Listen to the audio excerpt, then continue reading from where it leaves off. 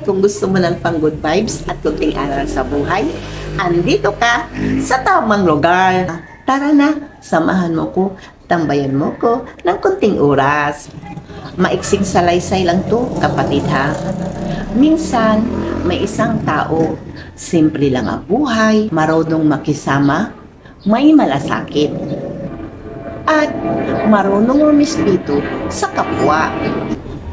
Alam mo ba, nung dumating ang panahon na nagkaroon lang siya ng pera, unting-unting nagbago ang ugali niya.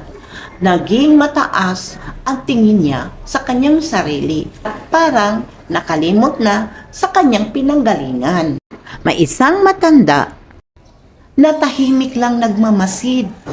Isang araw, kinausap niya ito ng mahinahon. Sabi ng isang matanda sa taong nagbago na, magandang biyaya ang dumating sa iyo. Pero sana huwag mong hayaan na baguhin ito ang puso mo.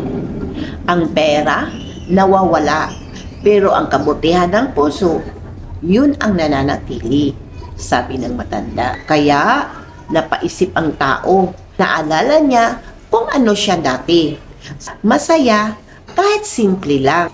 At may respeto siya sa iba. Doon niya naunawaan na ang tunay na halaga ng tao hindi nasusukat sa laman ng bulsa, kundi sa laman ng puso.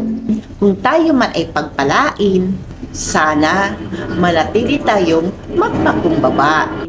Hindi masama ang magkaroon ng pera, pero mas mahalaga pa rin ang pagiging mabuti, marunong rumispito, at may malasakit sa kapwa.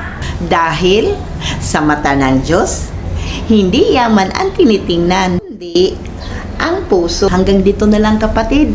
Pero tandaan mo, hindi man perpekto ang mundo, pero pwede ka maging mabuting tao araw-araw. Ko, Siningning Vlog Channel, pang good vibes lang.